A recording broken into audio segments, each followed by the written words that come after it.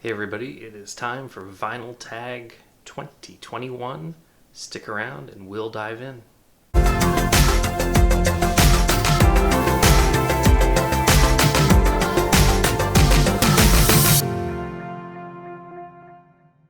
I know a lot of you have been either watching or doing these vinyl tag videos. I've never done one before, but thought this would be a good year to tackle. As I try to ramp up some of the videos that I'm doing, I've started doing those the last few months.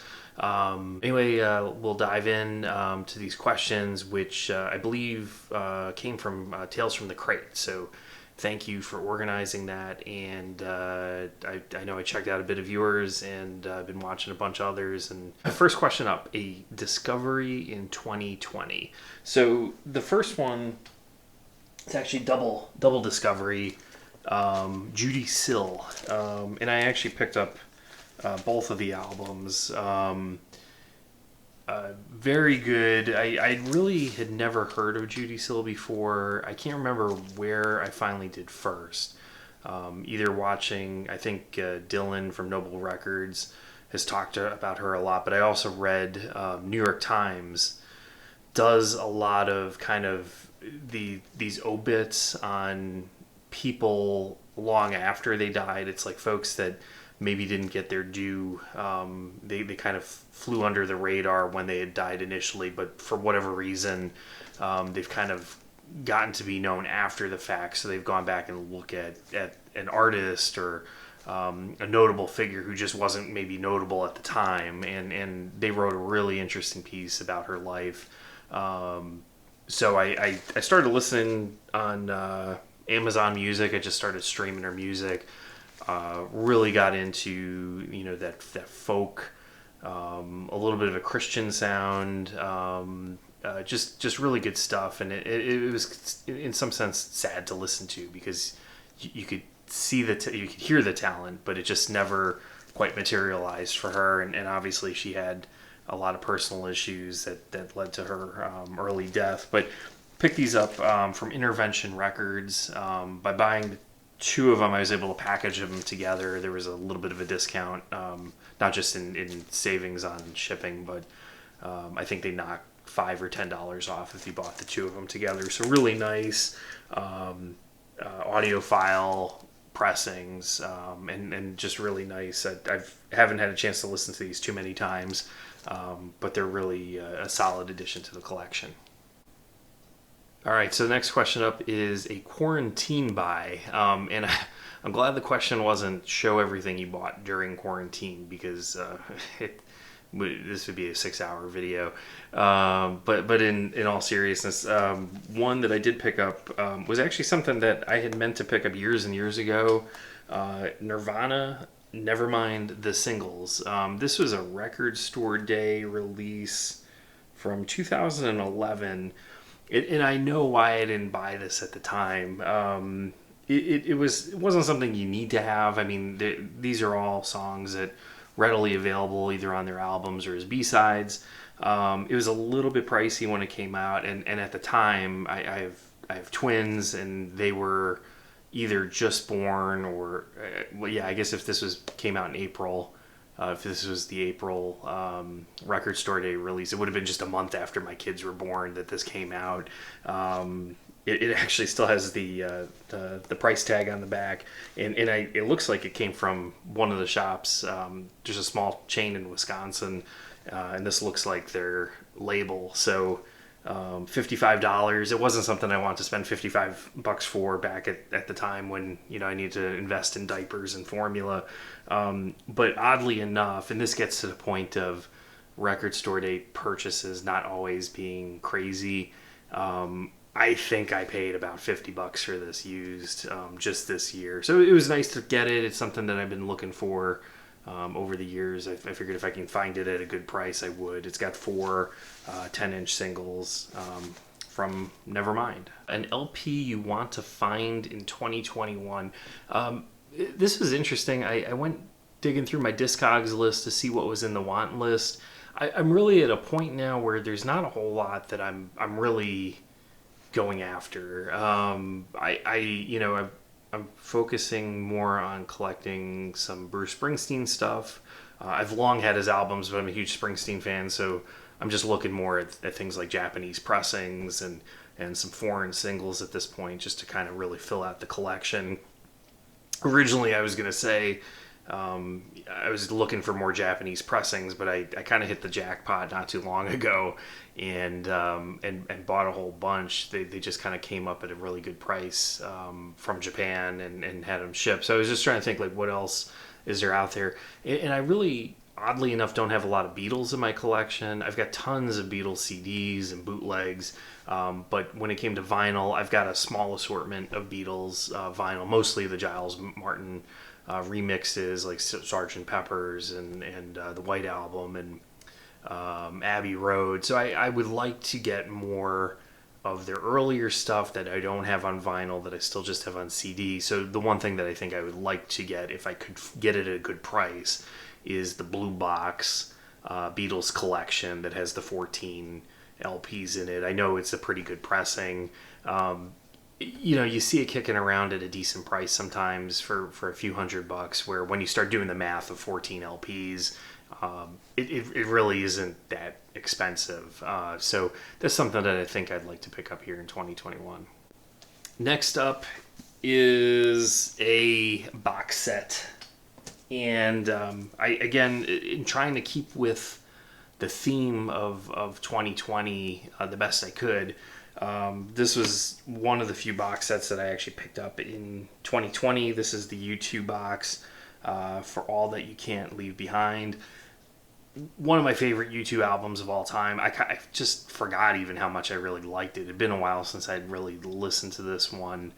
And when the box set got announced, it was one that I knew that I had to get.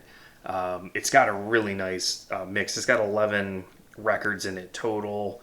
It includes the album. It includes B-sides and unreleased material, and outtakes, and it has a triple live album included. Plus, maybe the only disappointment in this is 5 of the records are just 12-inch remix singles, so not a ton of music per se on those 5. I think if that's a complaint that I had about this box, was just they could have condensed that those into maybe 1 or 2 LPs total, and saved a little, and maybe brought the price down on this a little bit. I did get this at a really good price. When it comes to box sets, I try to lurk in the shadows and not necessarily pre-order them. A lot of times I'll wait. I'll try to gauge the market, so to speak, to see, because I feel like a lot of times box sets, if they make enough of them, after all the diehards buy it, then they just kind of sit there. They sit there forever, and then the prices on Amazon drop or other places drop. So I kind of held off a little bit on this, but then ended up getting really good. I think it was like a 30% off discount, so I went off after it, and this just sounds amazing. It has a really nice book in it, a photo book, and I love this box a lot. It's something that I'm going to listen to again and again, definitely. And next question or line was a concept album. Show off a concept album. This was a little bit tough for me. I'm not a huge fan into prog, which is definitely a little bit more concept album oriented. I do have one of the great original concept albums, Moody Blues, Days of Future Past, which, as the name sort of implies, it's supposed to be a day in the life, and it has various themes within the record, where it starts with the beginning of the day, and then it works through the morning, the lunch, evening, and then into the night, where it ends, of course, with Nights in White Satin. So show off an album where an artist or band changed directions.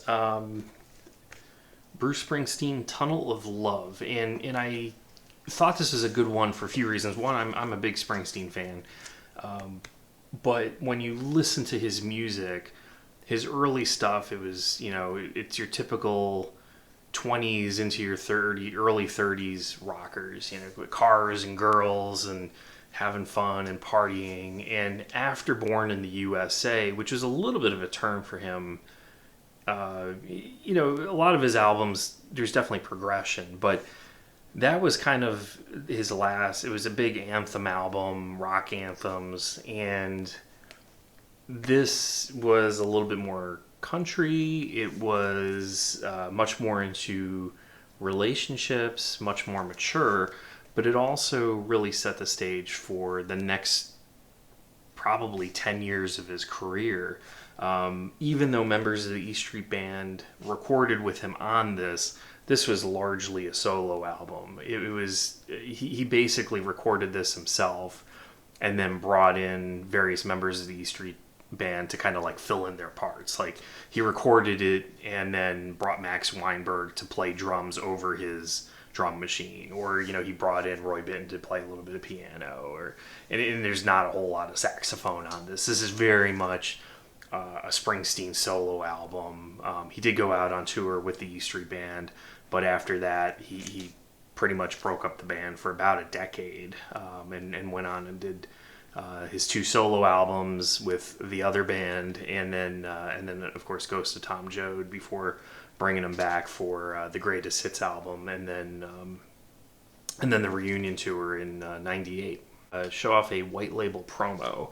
I have 2 that I could find. I might have a couple others that I don't remember being in here, but I did pick this one up last year. This is just a 12-inch single of REM's The One I Love. It is a white label promo. Try to show that off carefully. And it's actually just a double A side with The One I Love on each side. All right, next one up, kind of a fun one for me, and this was a 2020 find, a compilation album. And this is Greatest Hits from Neil Young. 2 LPs and a 7-inch single with Sugar Mountain and The Loner on it. The funny thing about this is really hard to find. I mean, it's just not out there. And if you look at prices on the secondary market, they're kind of outrageous. I was in Barnes and Noble with my family one day, and they were looking at books, and I was just flinging through the records, just, you know, no intention of buying anything. Went through Neil Young, saw this. For whatever reason, I think it's just the cover on this. Every time I see this cover, I feel like it's not the Greatest Hits album. I feel like it's something totally different, and I think, oh yeah, I had that, and just kind of kept on going. Got home and then was thinking back to myself, like, what exactly did I see? That wasn't something I had.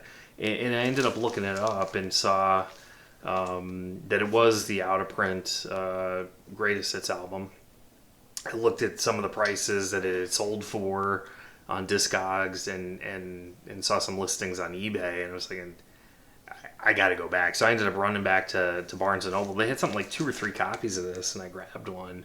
And even before doing this video, I looked up some sale prices on Discogs, and mind blown. But it's weird with Neil's stuff. For some reason, it's like they print off quantities, small quantities here and there, and you think it's out of print, and then it like all of a sudden pops back into print, and then it goes out of print again. So I don't know why Barnes & Noble had copies of this floating around. I've just not seen this in years and years, but just a cool compilation that covers pretty much the launch of his solo career up until I think about Harvest Moon. So just a nice compilation altogether. All right, next one is an album that tells a story, and this is kind of where I could have done this one with the concept album and flipped it with Days of Future Past, because I think those two are similar in a sense.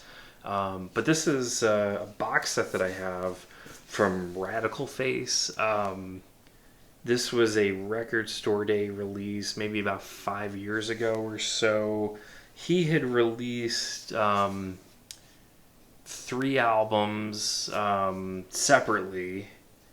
They were called, let's see if I can...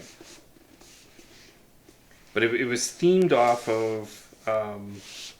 it was called something like The Roots and the Leaves and another one. And then he released a fourth album called The Bastards, which was just the extra songs that he had recorded for this project. But he put it together into a box set, and each album is supposed to tell the story, be part of this broader story of this fictional family. And the box set itself comes in, it's just a really heavy box like this. It's kind of an old school album type of setup.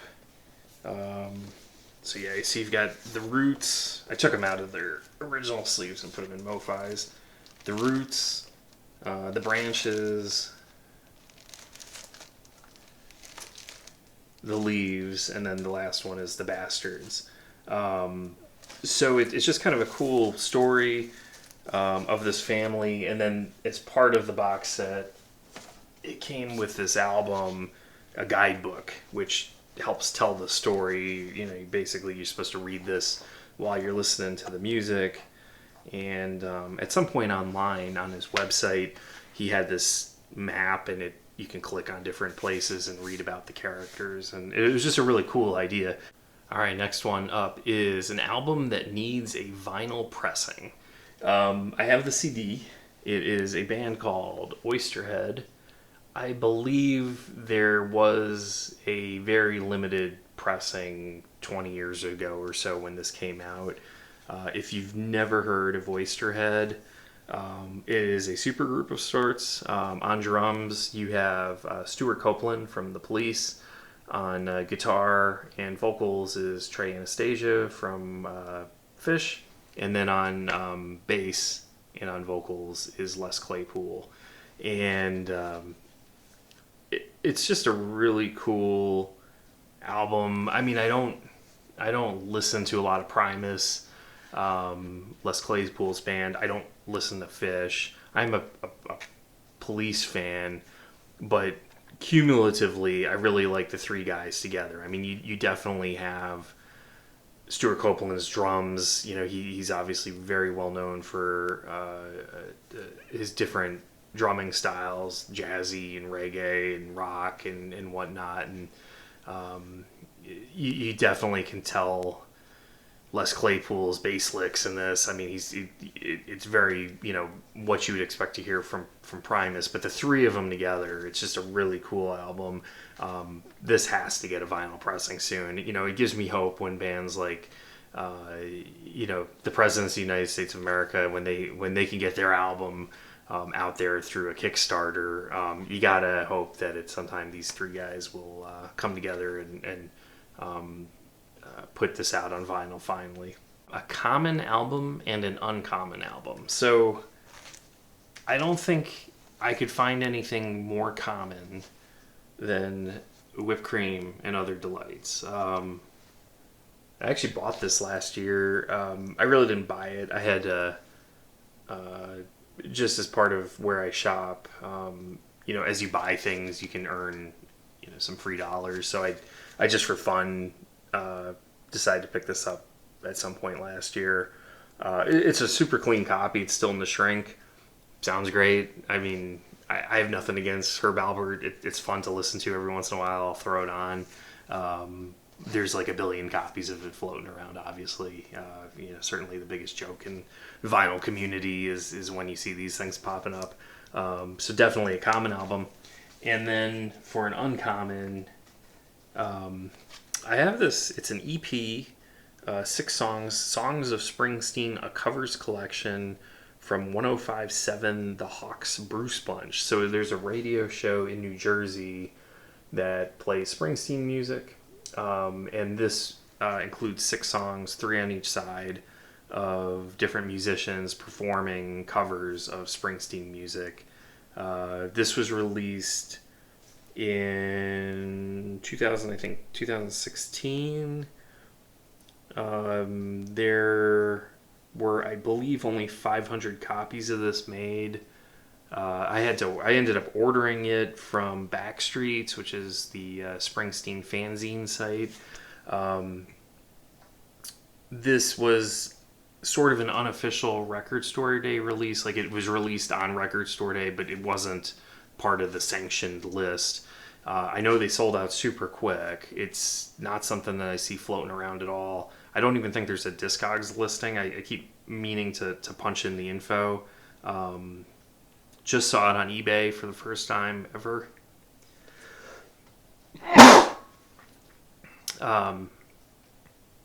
Yeah, no, it's good. It's a good listen. I enjoyed it a lot, and keep an eye out for it. Maybe you'll find a copy if you're a Springsteen fan, but it is definitely not a common record. All right, next one up is show off an EP. So there's a bunch of EPs. I mean, I've got tons of them. So I was thinking about this or that or the other, and then I was flipping through my 10 inches and found this one recently. It is one of the early EPs from Dave Matthews Band. What makes this copy interesting, this is a record store. I think there's a record store day Black Friday release from maybe 8 or 9 years ago. I don't remember exactly when. But it's actually 2 EPs because it came out on CD initially, and there was one. This is kind of the version that was mass produced, and you can still buy it in stores. But then there was a promo version of it called Recently, but it's been known as Pumpkin recently because the cover model holding a pumpkin. But it's a cool double EP in that even though they were both recently, the track listing is different on each. So I don't even think it's got recently on each EP, but I think it's a slightly different version, and then the additional tracks included on the EP were different from one to the other. So it's almost like a mini album when you put the two together and have it in this format. So this is just kind of a cool EP that I have. A girl group, Go-Go's. I mean, there's obviously been a lot of girl groups out there, but and I love so many, Stevie Nicks, thinking back through the years, Sharon Van Etten, who's a more modern rocker, Hole, Courtney Love. I mean, just so many great female musicians. But I really love the Go-Go's. If you get a chance, be sure to check out the movie, The Go-Go's. It was a documentary. It aired on Showtime. Really good. This band deserves to be in the Rock and Roll Hall of Fame. The fact that they're not is really a crime. And anytime I ever start talking about the Go-Go's with anybody, I'm always like, they should be in the Rock and Roll Hall of Fame. It's just ridiculous that they're not. And I think some people bring as well, they only put out a few albums. Well, you know what? They put out as many studio albums as Nirvana. Nirvana got in. And that's not to say that they're the same level of Nirvana, but they're two totally different bands. I mean, but they are... I think they are the only all-female group to write all their own music, to perform their own instruments, and they had a #1 album. And I think to this date, they're still the only band to ever do that. And I think it's just a crime that they're not more recognized for their accomplishments. An album cover you love. So this is, I love this. So I live in Wisconsin, and this is a band, Volcano Choir. It is a Wisconsin band. It is primary musician is Justin Vernon of Bon Iver. This is one of his side projects. I can't think of a cover more Wisconsin than somebody covered in a blanket standing in the snow in the woods. I think there's a church kind of like, you can sort of see it back there. This honestly looks like my backyard. It's pretty funny. And it looks like my backyard right now because it's covered in about that much snow with probably the same number of empty trees. But a really cool album to listen to. It's kind of a little bit electronic, a little bit experimental. Kind of similar actually to the direction he's taken Bon Iver in the last few albums. But just a cool listen, and I really dig the artwork on this. An album that you've listened to the most. Tears for Fears, Songs from the Big Chair. I have probably listened to this hundreds of times. I had this on cassette when I was a kid. I got it like when I was 8 or 9 on cassette. I got it on CD. I bought the CD expanded box set a number of years ago. which has a lot of outtakes and live tracks and things like that. And then I finally, a few years ago, picked it up on vinyl. I like to refer to this as synth pop ear candy, new wave synth pop ear candy. It's just great. It's one of the few albums that you can say is like great from start to finish. I mean, there's not. I can just throw this on now and just be like taken back to the mid 1980s, and I just love it. Tears for Fears to me is just an underrated band from the 80s, and this is just quintessential new wave synth pop from that era. All right, the next one is an album that you had to get an OG copy of, which is kind of funny. This was the last White Stripes album that I didn't have on vinyl, and I just wanted to get a copy, and I actually had one on order from a retailer. I thought it was in stock, and then he emailed me back and said, hey, it's not actually in stock. My distributor says it should be available soon. You know, do you want to just wait on it? And I kind of was a little bit nervous of waiting. It's not somebody I had bought from before, and I just said, I'll just go ahead and refund my money. I'll get another copy at some other point. And then I just kept on looking, through Discogs, through eBay, and all this. And then I ended up finding, more or less by accident, but I'm happy to have it, an OG copy of the White Stripes Elephant. And the cool thing here is you've got that alternate original vinyl cover, which is different than the CD, which was more common for the time. I think I would have to look at it, but I think Meg's dress on the CD was white instead of black. But this is the original. The original also had one disc on red and one disc on white, and it just sounds great. And I got this at a really good price. It wasn't a whole lot more than waiting on that new copy that who knows when it was going to come. So I was glad I was able to pick this up. It's cool. It's a cool pressing, and obviously a great album from the White Stripes. All right, the last album you purchased, I don't know what the last album I purchased was, but I'll just show you the last album that showed up at my house. So this is the re-release, the 2 LP, 180 gram vinyl, half-speed remaster of Peter Gabriel's Up, which was his last studio album of original material, because he obviously had the covers album from it's probably actually a decade ago at this point, but I think this was a 2002 initially release. If that sounds about right. I don't recall completely offhand, but this was basically his Chinese Democracy.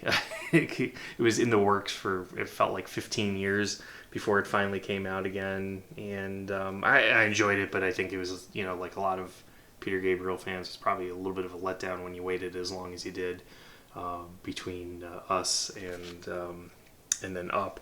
But I've been looking to fill out some of my Peter Gabriel. I've pretty much his entire discography on CD, but some of his favorite albums I was looking to pick up on vinyl as well. So glad to have this one finally arrived and be cracking it open soon. All right, so an album they don't get. So I actually have to think really hard about this, and it's not so much an album that they don't get. So I'm going to throw up, this is an album that's probably beloved, and everybody that listens to Sufjan Stevens loves Carrie Ann Lowell, and it is definitely a great album, and I think, you're looking at it as like, well, I get it, don't most people get it. I think in general, though, as an artist, people just don't get Sufjan Stevens. He's an artist that I love him. I'll pick up anything that he puts out. Obviously, some of the stuff he puts out is not mainstream. It's a little bit weird at times. This is an artist that I cannot listen to with family in the car. First of all, it's way too quiet a lot of times. So, when you're driving, you get road noise, you can't hear anything. Even if I throw it on when, I've got the rest of the family in the house, this is fine. Like, if I put this on, the wife won't complain. If I put on pretty much anything else by Sufjan Stevens, I get the whole, what are we listening to? and then that's my cue to turn it off. So I'll just say, at least in this household, this is an artist and an album that they don't get.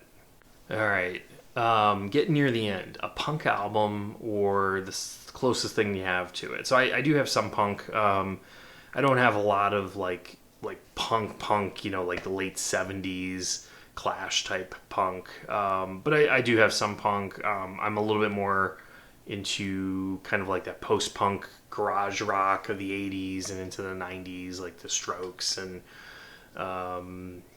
Jesse Malin and different acts like that. One band I absolutely love, which is punk and post-punk, New York band, is Parquet Courts. And I just love them. Great sound, very experimental. But one thing that I was able to pick up this year, the lead singer and primary songwriter for Parquet Courts is A Savage. And prior to Parquet Courts, one of his bands was called Teenage Cool Kids. This is their first album, Queer Salutations.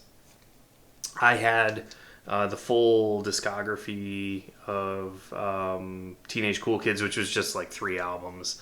I had like 2 of them on vinyl.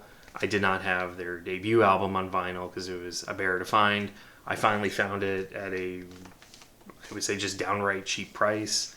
It's on a blue vinyl, the same kind of color as the lettering there. There's like 2 versions of this. There's one that's got a yellow, I believe it's yellow vinyl, to kind of match where it says Queer Salutations, but mine is blue.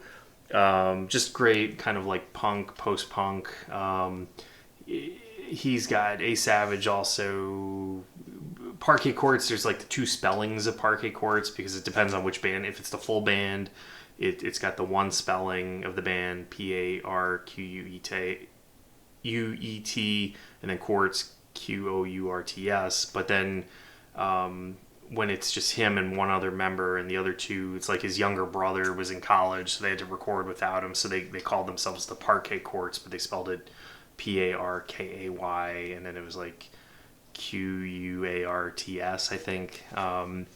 So there's a couple albums as that version of Parquet Courts, and then he's got a solo album called just under A Savage. He's got a couple other like punk albums, punk post-punk albums, under a band name called Ferguson Geronimo. I was able to track them down this year.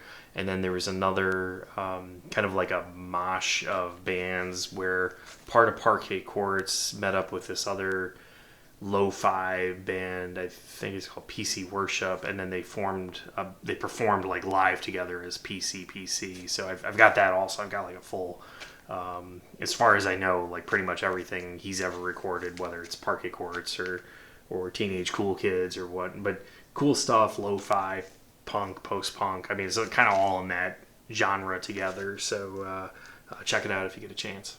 All right, favorite 2020 reissue to close things off. So there was a lot of good reissues this year. I mean, you had the Kickstarter with the Presidency of the United States of America.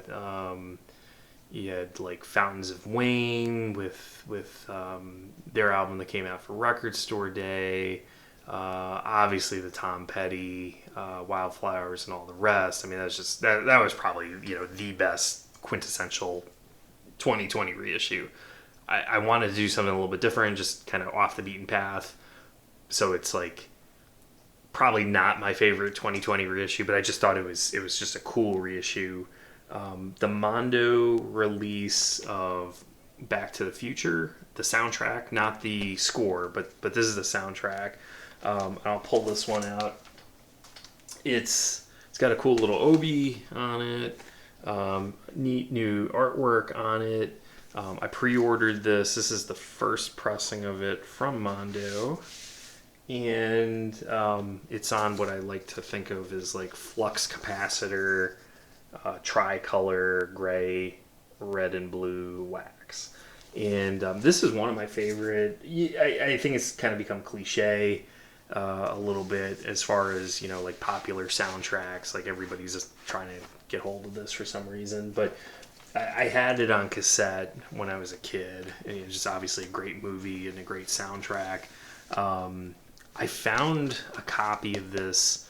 It was actually the first time my record store reopened, kind of like after that initial closing with COVID, and I finally got in, had my face mask on and rubber gloves, and I'm like digging through things, and I ended up finding a copy of the original Back to the Future soundtrack. It was a promo copy, and I was thinking, this is great, but it did say on it, they had it listed as just like VG, but the shop that I go to usually grades conservatively, so I was kind of hoping it would sound better than VG, but there was a bit of a scratch through a couple of the key tracks, and it was listenable, but not the most enjoyable. Even though it was a promo copy, it was just it obviously had a lot of love in its day. But this is a great soundtrack because besides the obvious Huey Lewis and the News songs, there is a Lindsey Buckingham track and an Eric Clapton track on here, which are not they're only like barely in the movie. And they're non-album tracks from Clapton and Buckingham. So it's not ones that you can go out and like readily find on things or like on compilations and stuff. So just a really cool soundtrack, and I was glad to have it. And that's it. That's my vinyl tag 2021. Hope you enjoyed it, and I'll be on the lookout for your videos. Take care.